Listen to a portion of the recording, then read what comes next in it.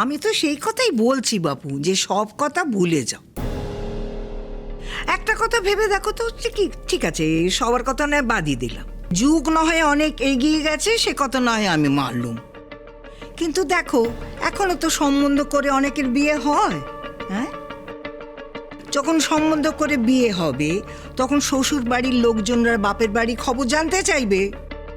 আচ্ছা, আর যদি দিঠির বিয়ে ঠিক হয়, ধরো 2-4 বছর পরই যদি ওর বিয়েটা হয়, তাহলে ওর বাপের বাড়ি কথা তারা জানতে চাইবে না কো?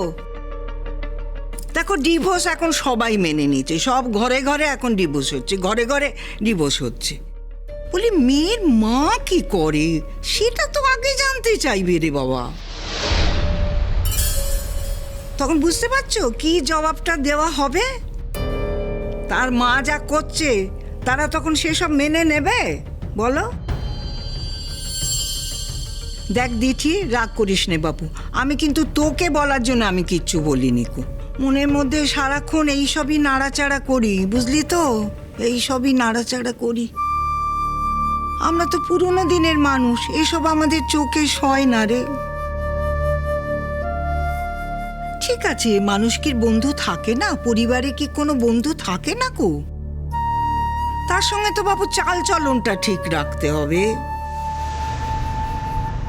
সকালবেলা বেরিয়ে যাচ্ছি, মাঝরাতে ঢুকছি, আর সে তো যখন তখন গাড়ি নিয়ে আসছে, তুলছে, বেরিয়ে যাচ্ছে, আসছে, তুলছে, বেরিয়ে যাচ্ছে। বলি যখনই বাড়িতে আসবে বাবা হাহা হিহি, বাপ রে বাপ, 25টা বছর ধরে এ বাড়ির বউ হয়েছিল, বাইরের লোক তো এসব বেচাল দেখেনি কো। এখন যদি হঠাৎ করে তারা বেচাল দেখে, তারা মেনে নেবে বলো?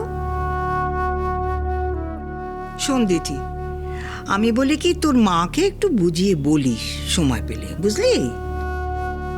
তোর মা তো আমাদের কথা শুনবে না, সব সম্পর্ক আমাদের সঙ্গে তো গুছিয়েই গেছে। আচ্ছা, তোমরা ওকে খেতে ডাকলে কেন? ওয়াই? শুধু শুধু এই কথাগুলো বলার জন্য? মেয়েটা এম্বারাসড হচ্ছে, খারাপ লাগছে।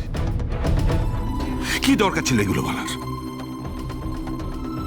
এটা আই এম ভেরি সরি, আমি বুঝতে পারিনি ওরা এইসব কথা বলবে। I am sorry. মাসি, কেন তুমি এগুলো বলছো মাসি? ও তো কষ্ট পাচ্ছে না, মানে ওকে তো এগুলো বলার কোনো মানে হয় না। আফটার অল ওর মাকে নিয়ে। সরি দিঠি, আমি আমি আমি সত্যি খুব সরি যে আমরা তোমাকে এই কথাগুলো বলে ফেললাম। We are really very sorry. দেখো দিঠি, তোমরা তো নিজেরাও দেখছো পুরো ব্যাপারটা, তোমরা নিশ্চয়ই অ্যাকসেপ্ট করছো, তাই জন্যই আন্টি এরমভাবে চলাফেরা করতে পারছে। যদি তোমরা অ্যাকসেপ্ট না করো, যদি ফাইট করো, প্রোটেস্ট করো, তাহলে আন্টি নিশ্চয়ই এগুলো করতে পারবে না। কিন্তু কান্নাকাটি করে কি হবে? দেখো, তোমরা যদি মনে করো যে যেটা আন্টি করছে সেটা ঠিক, তাহলে আন্টিকে সাপোর্ট করো। আর যদি মনে হয় যে আন্টি যেটা করছে সেটা ভুল, তাহলে ফাইট করো, প্রোটেস্ট করো। মাঝামাঝি তো কিছু হয় না, মানে কান্নাকাটি করে কী লাভ? বাই দ্য ওয়ে, তোমার জয়েন্টের রেজাল্ট বেরোলো? এর মধ্যেই কবে একটা বেরোবে না? কাল পরশু বেরোবে। তা কি এক্সপেক্ট করছো, চান্স পাবে? এক্সপেক্ট তো সবাই করে বৌদি ভাই, দেখা যাক কি হয়। তুমি কিন্তু ইঞ্জিনিয়ারিংটা ট্রাই করতে পারতে। আসলে মেডিকেলে সিটস এত কম, তুমি তো মেডিকেলই শুধুমাত্র দিলে, ইঞ্জিনিয়ারিংটা দিলেই না। এবার ধরো যদি তুমি না পাও, মানে না পাওয়ার চান্সটাই তো বেশি, তাহলে কি ডিসাইড করেছো কি করবে, কি পড়বে তখন? ভাবিনি এখনো, রেজাল্টটা বেরোক তারপর দেখবো। না না, প্ল্যানিংটা তো আগে থেকে করে রাখতে হয় না, কি করবে না করবে, লাইফের তো একটা প্ল্যান থাকে। আমার লাইফটা তো তোমাদের মতো নয় বৌদি ভাই, ছিল একদিন, এখন বদলে গেছে। আমার বাবা মায়েরই লাইফে কোনো প্ল্যান নেই, তখন আমার আর কি করে লাইফে প্ল্যান থাকবে বলো? যেমন হবে, যখন হবে তখন ঠিক করে নেব। Thank you for the treat জুনান্টি। বেটা, তুই তো কিচ্ছু খেলি না, ভালো লাগছে না পাপা, খেতে ইচ্ছে করছে না। আসছি। সরি।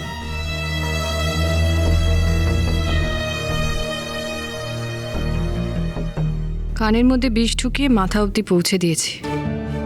দেখি এবার শ্রীময়ীর বাধ্য সন্তানরা শ্রীময়ীর কতটা বাধ্য থাকে। কাল যে বিষ ওদের মনে ঢুকেছে সেই বিষ এখন চারা গাছ থেকে মহিরুহু করে তোলার দায়িত্বটা আমার।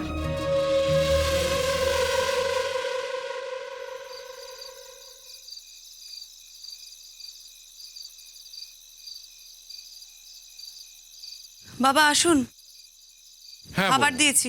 হ্যাঁ আস।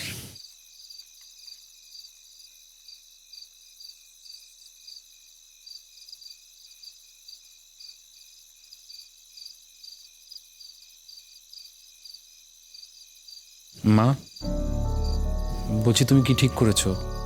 আমাদের সাথে কথা বলবে না আর? একই বাড়িতে থাকবো আর তোমাদের সাথে কথা বলবো না, সেটা তো সম্ভব নয়। নয়,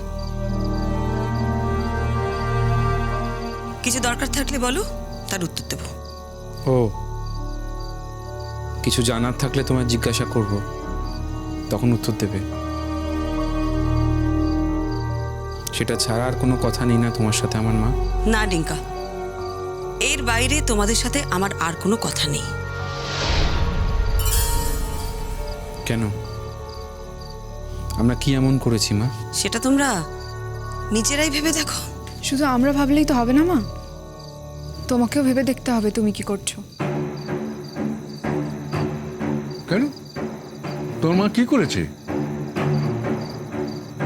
তাকে কি বলছে একবার ভেবে দেখেছো? তোর মা তোমার সম্পর্কে ভাবেনি। তোর মা তোমার সঙ্গে ভেবেছিল বলেই তা আজ এখানে বসে আছো,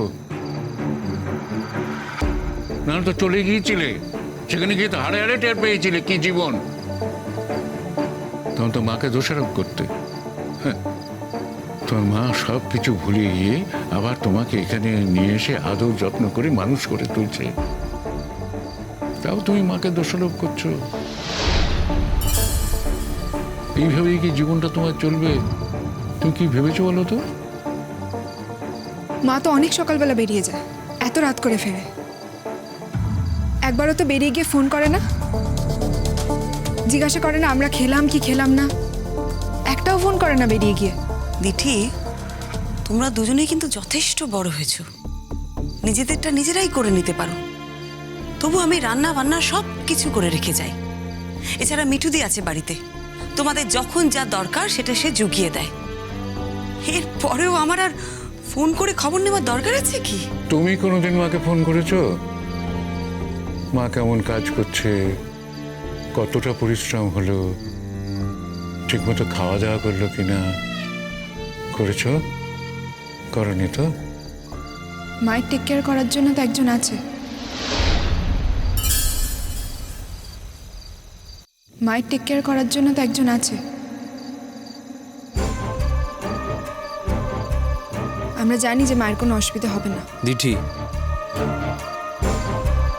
তুই এখন সুর পাল্টাচ্ছিস কেন ছোট্টা ভাই? মা এখন যেরকম ভাবে জীবন কাটাচ্ছে সেটা কি তোর ভালো লাগে খুব নাকি? চুপ কর তুই। মা, ভেরি সরি, ভেরি সরি মা। আমি আগের দিন ওভার রিঅ্যাক্ট করেছি, কিন্তু তুমি আমার জায়গায় দাঁড়িয়ে পুরো বিষয়টা দেখো। বাড়িতে পাড়ায় সর্বক্ষণ প্রত্যেকটা লোক কানের কাছে একটাই কথা বলে যাচ্ছে মা, ইল কমেন্টস করছে, আর সেটা অন্য কাউকে নিয়ে করছে না,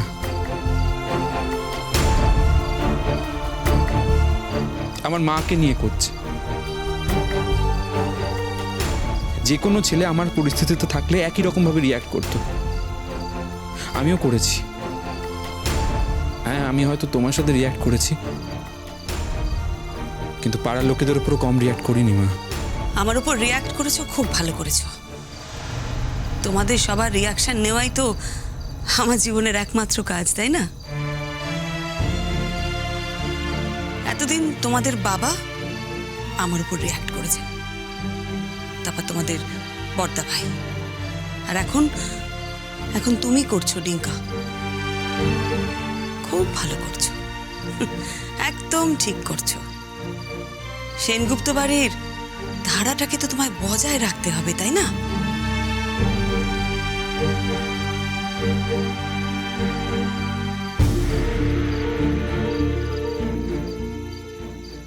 রোহিত আঙ্কেল শুধুমাত্র একজন কাইন্ড হার্টেড মানুষ বলে আর তোমার অনেক দিনের চেনা বলে তোমার এত খেয়াল রাখেন, আমাদেরকে এত ভালোবাসেন, সেটা কিন্তু নয়।